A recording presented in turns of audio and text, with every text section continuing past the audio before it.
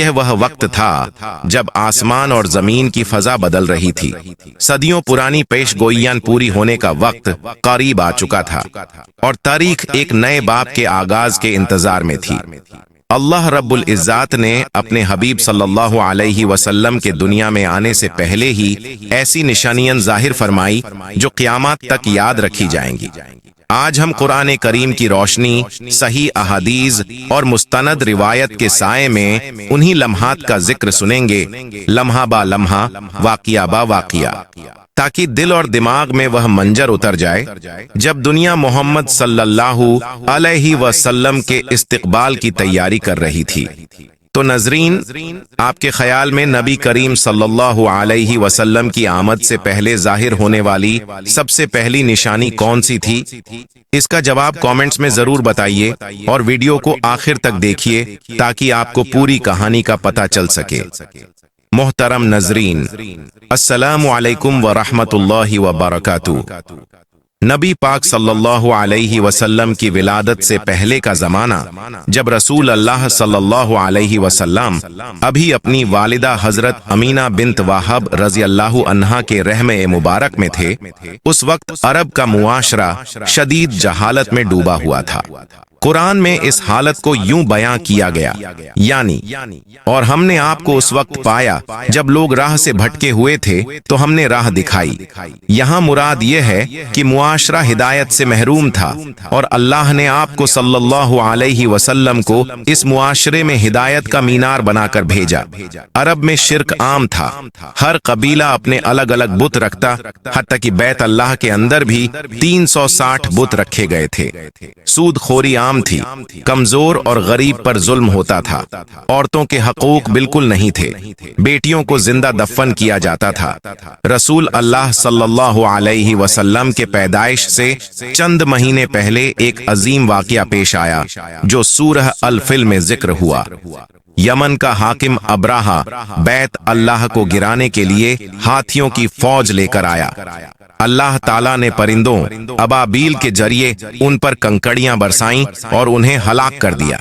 محدثین اور سیرت نگار بیان کرتے ہیں کہ یہ واقعہ آپ صلی اللہ علیہ وسلم کی ولادت کے سال پیش آیا، جسے عام الفل کہا گیا۔ یہ گویا اللہ تعالیٰ کی طرف سے خانہ کعبہ اور اس کے بھوشیہ کے محافظ نبی صلی اللہ علیہ وسلم کی حفاظت کا اعلان تھا۔ حضرت عبداللہ رضی اللہ عنہ بن عبد المطلب قریش کے سردار خاندان سے تعلق رکھتے تھے۔ آپ عبد المطلب کے سب سے محبوب بیٹے تھے۔ تاریخی روایت کے مطابق حضرت عبد المطلب رضی اللہ عنہ نے اپنے بیٹے عبداللہ رضی اللہ عنہ کا نکاح حضرت امینہ بنت وہب رضی اللہ عنہا سے کیا، جو قریش کے معزز قبیلہ بانو جوہرہ سے تعلق رکھتی تھی۔ ابن ہشام اپنی سیرت النبی میں لکھتے ہیں کہ حضرت امینہ رضی اللہ عنہا اپنے زمانے کی سب سے نیک اور شریف عورتوں میں شمار ہوتی تھیں۔ جب حضرت امینہ رضی اللہ عنہا کے پیٹ میں رسول اللہ صلی اللہ علیہ وسلم کی ولادت کے مہینے باقی تھے، حضرت عبداللہ رضی اللہ عنہ شام کے سفر پر گئے اور واپسی پر یثرب مدینہ میں بیمار ہو کر انتقال فرمائے۔ اس وقت حضرت امینہ رضی اللہ عنہا ودھوا ہو گئیں اور آپ کے پاس سب سے بڑی امید اور تسلی وہ بچہ تھا جو ان کے رحم مبارک میں تھا۔ حضرت امینہ رضی اللہ عنہا بیان کرتی ہیں، ترجمہ: جب میں ان کے ساتھ حامل ہوئی تو میں نے خواب میں دیکھا کہ میرے جسم سے ایک نور نکلا جس نے شام کے بصرہ کے محلوں کو روشن کر دیا۔ یہود کے علماء اور اہل کتاب کی کتابوں میں یہ بات موجود تھی کہ آخری نبی کی آمد کا وقت قریب ہے۔ مدینہ اور شام کے چند علاقوں میں اس خبر کا چرچا تھا۔ حافظ ابن کثیر البدایہ و النہایہ میں لکھتے ہیں کہ نبی صلی اللہ علیہ وسلم کی ولادت سے پہلے شیاطین کو آسمان سے خبریں سننے سے روکا گیا اور ان پر شہاب ثقیب برسائے گئے۔ یہ وہی بات ہے جو قرآن میں بعد میں ذکر ہوئی۔ روایت میں آتا ہے کہ حضرت امینہ رضی اللہ عنہا فرماتی ہیں، یعنی مجھے ان کا حمال کبھی بوجھ یا تکلیف محسوس نہیں ہوا۔ آپ رضی اللہ عنہا بیان کرتی ہیں کہ حمال کے دوران جسم سے خوشبو آتی اور گھر میں نور محسوس ہوتا تھا۔ عالم غیب میں خوشخبریاں احادیث میں آتا ہے کہ جب آپ صلی اللہ علیہ وسلم کا حمال ہوا تو آسمانوں میں خوشخبر دی گئی۔ فرشتے ایک دوسرے کو مبارکباد دینے لگے کہ آخر زمان نبی آنے والے ہیں۔ باجی تاریخی روایت کے مطابق اس سال خانہ کعبہ کے بتوں میں ہلچل مچ گئی اور وہ گر پڑے، جو اس بات کی علامت تھی کہ باطل کا خاتمہ اور حق کا ظہور ہونے والا ہے۔ فارس کا آتش قداح جو 1000 سال سے مسلسل جل رہا تھا بجھ گیا۔ فارس کے بادشاہ کے محل کے 14 کنگرے گر گئے، بحری سواح خشک ہو گیا۔ یہ سب علامتیں اس بات کی تھیں کہ ایک نبی کی آمد ہونے والی ہے جو باطل کو مٹا دے گا۔ نبی صلی اللہ علیہ وسلم کی ولادت کے وقت کے حالات اور معجزات، محدثین اور مورخین کی ادھکتر اس بات پر متفق ہیں کہ نبی کریم صلی اللہ علیہ وسلم کی ولادت عام الفل، ہاتھیوں کے حملے والے سال میں ہوئی۔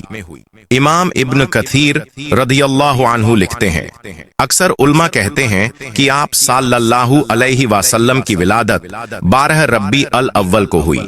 کچھ روایت میں 8 یا 9 ربیع الاول کا بھی ذکر ہے، لیکن جمہور کے نزدیک 12 ربیع الاول ہی رجیح ہے۔ یہ پیر کا دن تھا، جیسا کہ صحیح مسلم میں آتا ہے۔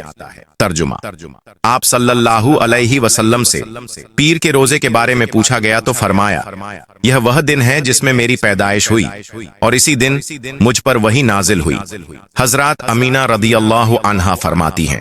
ترجمہ: جب رسول اللہ صلی اللہ علیہ وسلم پیدا ہوئے تو میں نے ایک نور دیکھا جس سے شام کے محل روشن ہو گئے۔ کچھ روایت میں آتا ہے کہ فرشتے نے آپ صلی اللہ علیہ وسلم کو زمین پر آداب سے رکھا اور آپ صلی اللہ علیہ وسلم نے پیدا ہوتے ہی سجدہ کیا۔ یہ روایت تاریخی کتب میں ملتی ہے، لیکن محدثین کے نزدیک اس کی سند کمزور ہے، اس لیے ہم اسے واقعہ کے طور پر ذکر کرتے ہیں مگر دلیل کے لیے نہیں لیتے۔ امام ابن سعد رضی اللہ عنہ اور امام بیہقی رضی اللہ عنہ روایت کرتے ہیں۔ ترجمہ: وہ آگ جو فارس والے 1000 سال سے پوجتے تھے بجھ گئی، حالانکہ اس سے پہلے کبھی نہیں بجھی تھی۔ اسی دن فارس کے بادشاہ کے محل کے 14 کنگرے گر پڑے، جو اس بات کی علامت تھی کہ فارس کی سلطنت زوال پذیر ہونے والی ہے۔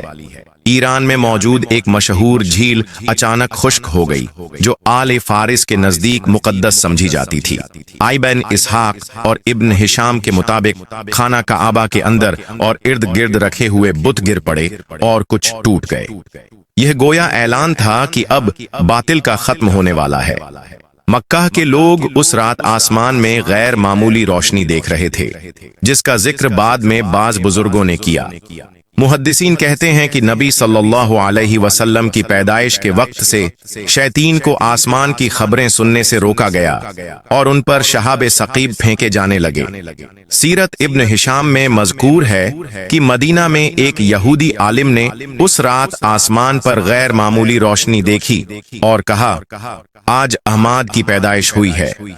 بائبل اور تورات میں مذکور پیش گوئیوں کے مطابق آخری نبی کا زمانہ قریب تھا، اس لیے جب ولادت ہوئی تو اہل کتاب کے بعض لوگ فوراً اس طرف متوجہ ہوئے۔ جب رسول اللہ صلی اللہ علیہ وسلم پیدا ہوئے، حضرات آمینہ رضی اللہ عنہا نے پیغام بھیجا کہ عبد المطلب اپنے پوتے کو دیکھیں۔ عبد المطلب فوراً تشریف لائے اور آپ صلی اللہ علیہ وسلم کو کعبہ میں لے جا کر شکر ادا کیا۔ عبد المطلب نے آپ صلی اللہ علیہ وسلم کا نام محمد رکھا، جو اس وقت عرب میں نایاب تھا۔ جب لوگوں نے وجہ پوچھی تو فرمایا، میں چاہتا ہوں کہ آسمان اور زمین والے اس کی تعریف کریں۔ آپ صلی اللہ علیہ وسلم پیدا ہوئے تو ناف کٹی ہوئی تھی اور پیدائش کے وقت پاک صاف تھے، چہرے پر نور اور خوشبو عام تھی۔ آپ صلی اللہ علیہ وسلم کے داہنے کندھے کے قریب مہر نبوت موجود تھی، جس پر بعد میں صحابہ رضی اللہ عنہم نے احادیث میں گواہی دی۔ مکہ اور قریش میں اس ولادت کا چرچا پھیل گیا اور لوگ حضرت امینہ رضی اللہ عنہا کے گھر مبارکباد دینے آنے لگے۔ یہ واقعہ نہ صرف خاندان عبد المطلب کے لیے بلکہ پورے مکہ کے لیے خوشی کا موقع تھا، حالانکہ بعض قریشی سردار اس خوشی کو اپنے دل میں برداشت نہ کر سکے۔ پیدائش کے بعد آپ صلی اللہ علیہ وسلم اپنی والدہ حضرت امینہ بنت واہب رضی اللہ عنہا کی آغوش میں اور دادا حضرت عبد المطلب رضی اللہ عنہ کی نگرانی میں تھے۔ عبد المطلب کو آپ صلی اللہ علیہ وسلم سے خاص محبت تھی اور وہ آپ صلی اللہ علیہ وسلم کو ہمیشہ اپنے قریب رکھتے۔ ابن سعد رضی اللہ عنہ لکھتے ہیں، ترجمہ: عبد المطلب آپ صلی اللہ علیہ وسلم کو قریب بٹھاتے اور اپنے بستر پر جگہ دیتے۔ اس سمے میں مکہ کے رواج کے مطابق نوجات ششوؤں کو گاؤں کی پاکیزہ فضا میں دودھ پلانے اور پرورش کے لیے بدوی خواتین کے حوالے کیا جاتا تاکہ بچے مضبوط اور فصیح زبان والے ہوں۔ پیدائش کے بعد سب سے پہلے آپ صلی اللہ علیہ وسلم کو تھوائبہ رضی اللہ عنہا نے دودھ پلایا۔ رضی اللہ عنہا ابو لہب کی لونڈی تھیں اور آپ صلی اللہ علیہ وسلم کو انہوں نے چند دن دودھ پلایا۔ صحیح بخاری میں روایت ہے، ترجمہ: ابو لہب نے اسے آزاد کیا تو اس نے نبی صلی اللہ علیہ وسلم کو دودھ پلایا۔ بنو سعد کی خواتین مکہ آئیں تاکہ بچوں کو لے جائیں۔ حلیمہ رضی اللہ عنہا فرماتی ہیں، ترجمہ: ہم مکہ ردات کے لیے آئیں، ہر عورت کو رسول اللہ صلی اللہ علیہ وسلم پیش کیا گیا، مگر سب نے آپ صلی اللہ علیہ وسلم کو اس لیے چھوڑ دیا کہ آپ یتیم تھے۔ آخرکار حلیمہ رضی اللہ عنہا نے اپنے شوہر کے مشورے سے آپ صلی اللہ علیہ وسلم کو لے لیا۔ حلیمہ رضی اللہ عنہا فرماتی ہیں کہ اس لمحے سے برکتوں کا آغاز ہوا۔ حلیمہ رضی اللہ عنہا کہتی ہیں، ترجمہ: میں آپ صلی اللہ علیہ وسلم کو لے کر واپس ہوئی، حالانکہ میری گدھی سب سے سست تھی، مگر اب وہ سب سے آگے نکل گئی۔ اسی طرح ان کے گھر کی بکریوں میں دودھ کی کثرت ہو گئی۔ آپ صلی اللہ علیہ وسلم 4 سال تک بانو سعد کے گاؤں میں رہے۔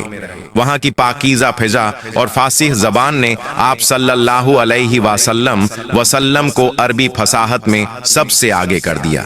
صحیح مسلم میں حضرت انس رضی اللہ عنہ سے روایت ہے، ترجمہ: جب آپ صلی اللہ علیہ وسلم بچوں کے ساتھ کھیل رہے تھے تو جبرائیل علیہ السلام آئے، آپ کو لوٹایا، سینہ چاک کیا، ایک خون کا لوٹرا نکالا اور کہا، یہ شیطان کا حصہ ہے، پھر اسے زمزم سے دھویا اور واپس رکھ دیا۔ بچے بھاگ کر حلیمہ رضی اللہ عنہا کے پاس گئے اور کہا، محمد صلی اللہ علیہ وسلم کو قتل کر دیا گیا ہے۔ حلیمہ رضی اللہ عنہا اور ان کے شوہر دوڑ کر آئے تو آپ صلی اللہ علیہ وسلم کا چہرہ زرد تھا، مگر آپ صلی اللہ علیہ وسلم سلامت تھے۔ حلیمہ رضی اللہ عنہا کو اس واقعے کے بعد اندیشہ ہوا تو آپ صلی اللہ علیہ وسلم کو مکہ میں والدہ کے پاس واپس پہنچا دیا گیا۔ اس وقت آپ صلی اللہ علیہ وسلم کی عمر تقریباً 4 سال تھی۔ 6 سال کی عمر میں حضرت امینہ رضی اللہ عنہا آپ صلی اللہ علیہ وسلم کو لے کر یثرب مدینہ گئیں تاکہ شوہر کی قبر کی زیارت کریں۔ آپ صلی اللہ علیہ وسلم نے وہاں 1 مہینہ قیام کیا۔ واپسی پر مقام ابوا میں حضرت امینہ رضی اللہ عنہا کا انتقال ہو گیا اور آپ صلی اللہ علیہ وسلم یتیم ہو کر دادا عبد المطلب رضی اللہ عنہ کے پاس آ گئے۔ عبد المطلب رضی اللہ عنہ آپ صلی اللہ علیہ وسلم سے بے حد محبت کرتے تھے۔ 2 سال بعد ان کا بھی انتقال ہو گیا اور آپ صلی اللہ علیہ وسلم کے چاچا ابو طالب رضی اللہ عنہ نے کفالت سنبھالی۔ بچپن میں آپ صلی اللہ علیہ وسلم ہمیشہ سچائی اور امانت میں سب سے ممتاز تھے۔ آپ صلی اللہ علیہ وسلم ہمیشہ سچائی اور امانت میں سب سے ممتاز تھے۔ وسلم کبھی جھوٹ نہیں بولتے تھے، نہ لڑائی جھگڑا کرتے۔ اہل مکہ آپ صلی اللہ علیہ وسلم کو الصادق الامین کہہ کر پکارتے تھے۔ یہ لقب بچپن ہی میں آپ صلی اللہ علیہ وسلم کے اخلاق سے مشہور ہوا۔